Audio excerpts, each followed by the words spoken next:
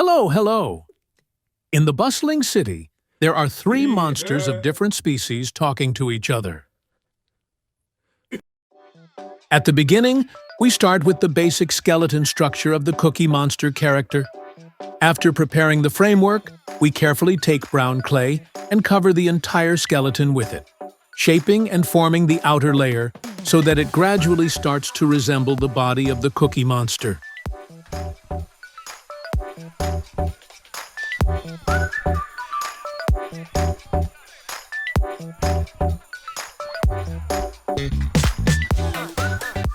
On the outside, our Cookie Monster isn't just standing there plain and simple. Oh no!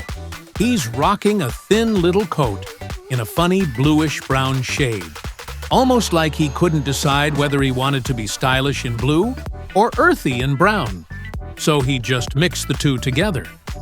The coat is light and a bit floppy, giving him this quirky, cheerful vibe, as if he's ready to strut around proudly showing off his fashion sense, even though it looks more like something he borrowed from a thrift shop for monsters.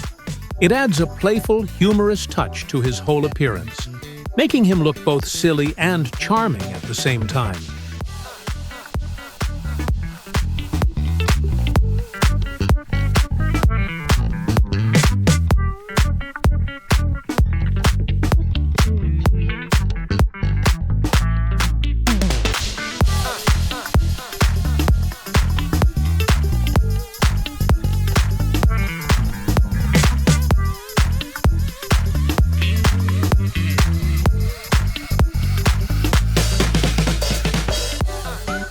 Next, we move on to its hands and feet, and just like the rest of its cookie-like body, they are a rich brown color.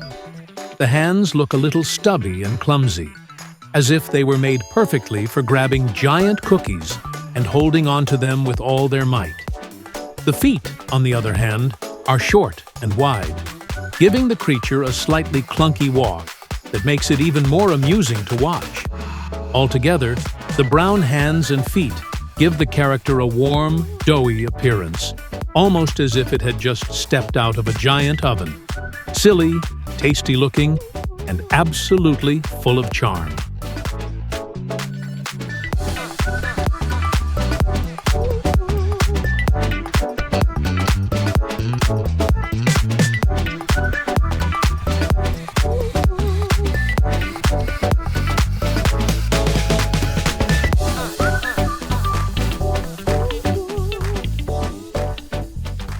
Next, it has a pair of shoes that are way bigger than its actual feet.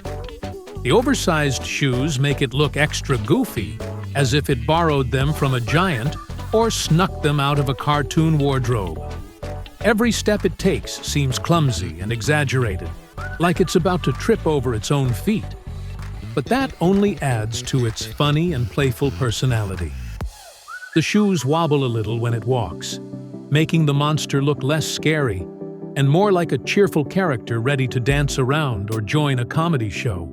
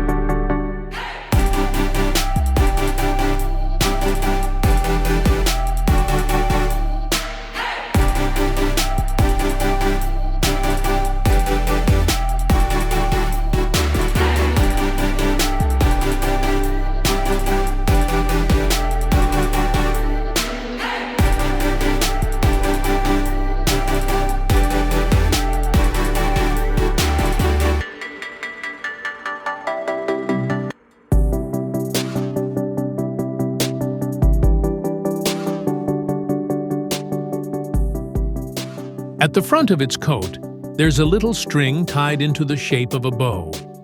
It looks almost too fancy for such a silly monster, like it's trying to dress up for a special occasion, but couldn't find a proper tie. So it just went with a cute bow instead. The knot bounces slightly as it moves, giving the whole outfit a playful, childlike charm. as if the Cookie Monster is secretly proud of its fashion statement.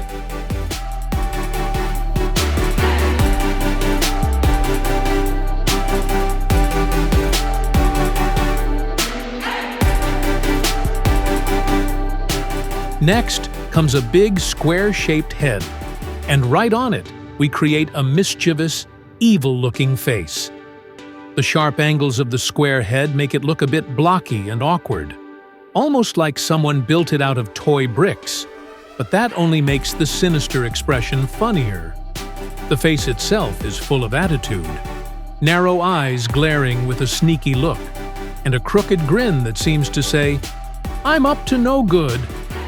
Instead of being scary, though, the combination of the square head and the exaggerated evil expression gives off a comical vibe, like a villain from a cartoon who always trips over his own plans.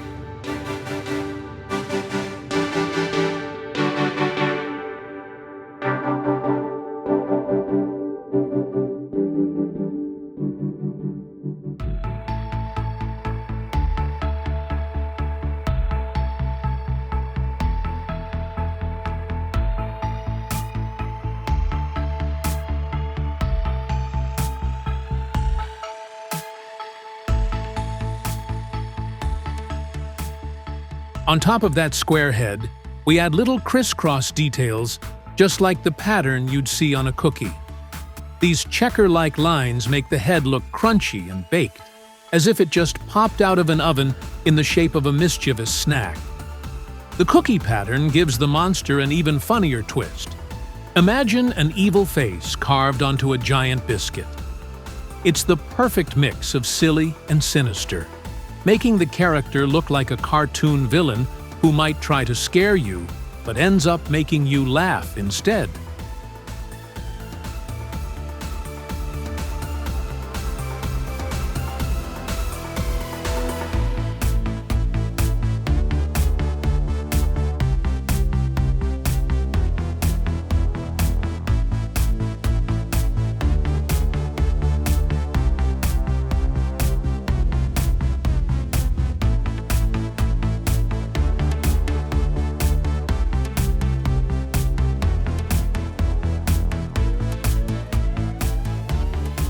Its hand is holding a long hammer, almost comically oversized compared to its body. The hammer adds a mischievous touch, making the monster look like it's ready to cause some playful chaos rather than real harm. With every swing, it seems exaggerated and clumsy, like a cartoon character in a slapstick scene, which makes the whole image funny and entertaining rather than scary.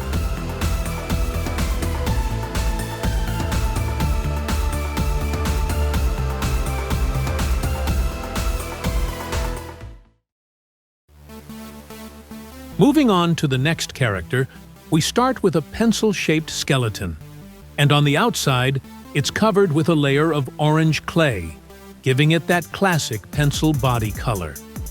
At the top of the pencil, we add the sharp black tip, just like a real pencil ready to write, or maybe poke, its way into some playful mischief.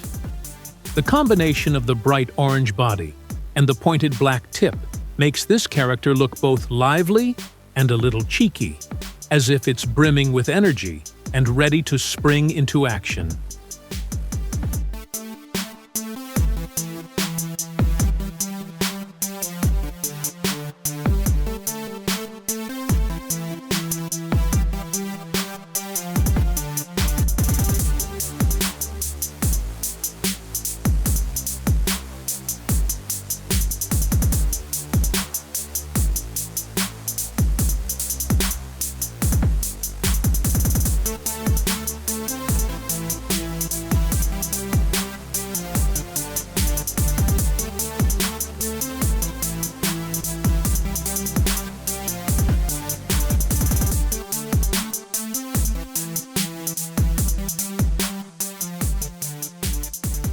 At the other end of the pencil, we add a pink eraser.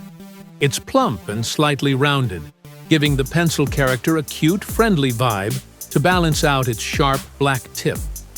The pink eraser almost looks like a little hat or a soft cap, making the character appear playful and approachable, as if it could scribble mischief with one end and fix any mistakes with the other.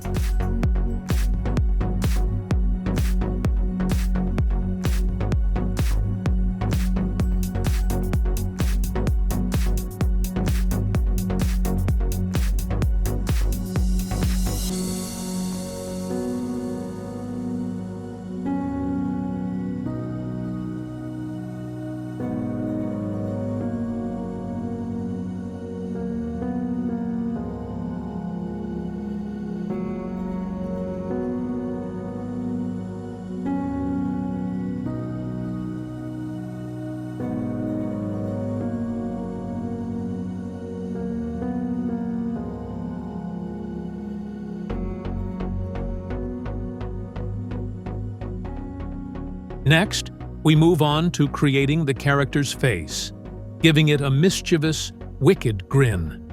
The smile stretches wide across its pencil-shaped head, curling up at the edges in a way that makes it look like it's plotting some playful trouble. The eyes are sharp and sly, adding to the sneaky expression, so the whole face feels both comical and a little naughty, like a cartoon prankster ready to scribble chaos everywhere while still making you chuckle.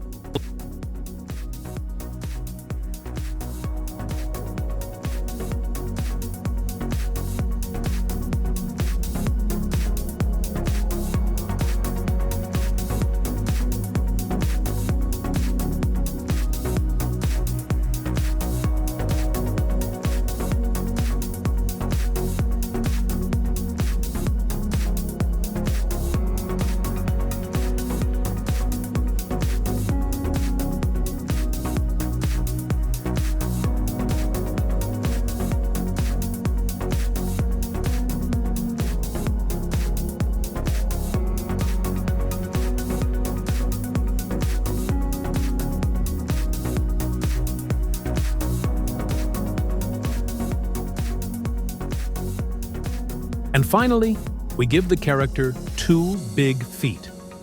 They're oversized compared to its slender pencil body, making it look a bit clumsy and funny when it walks or wobbles around. The large feet add a playful, cartoonish charm, giving the pencil character a sense of balance while also making it look ready to stomp around in mischievous adventures.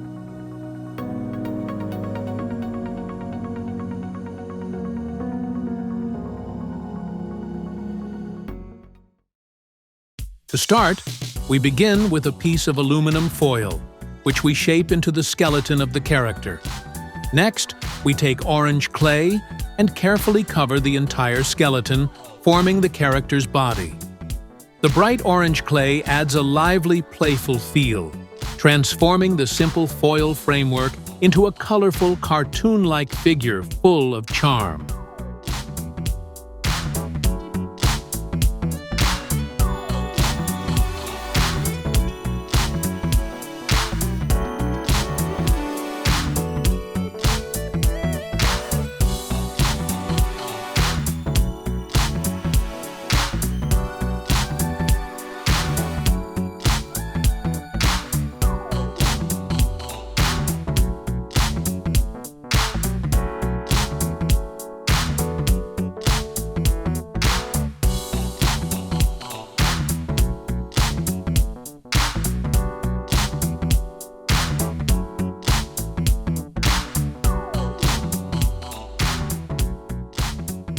Next, we create raised and indented lines under its legs, giving the surface some texture and depth.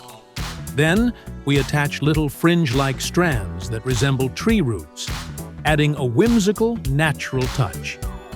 These root-like details make the character look like it's growing out of the ground, giving it a playful, slightly magical vibe, as if it belongs in a fun cartoon forest.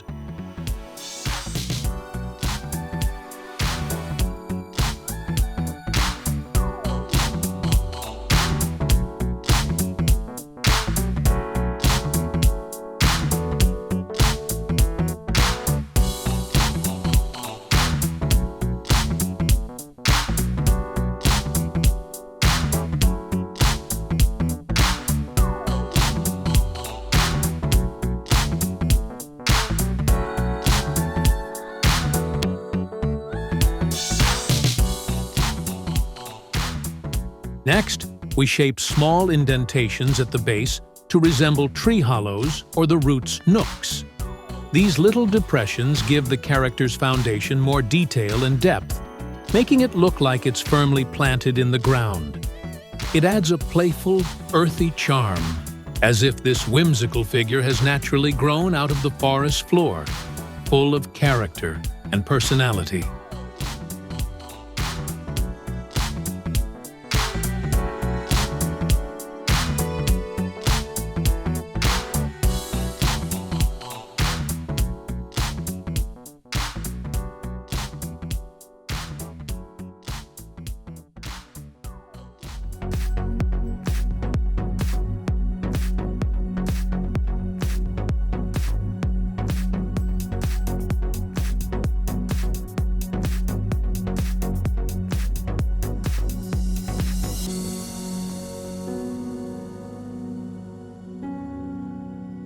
Next, we create its face, giving it a cheerful, happy expression with a big, bright smile. The face radiates joy, with eyes that sparkle as if it's constantly laughing or ready to share a funny moment. This joyful expression makes the character feel friendly and approachable, giving it a playful, heartwarming personality that can instantly make anyone smile.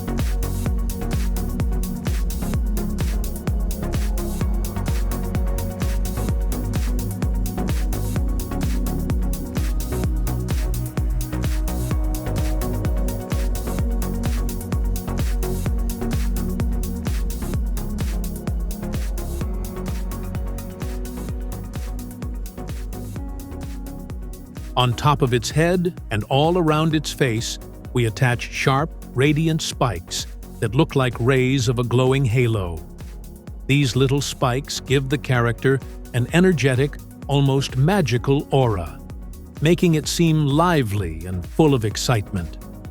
Combined with its cheerful, smiling face, the halo-like rays make it appear both playful and heroic, as if it's beaming happiness in every direction.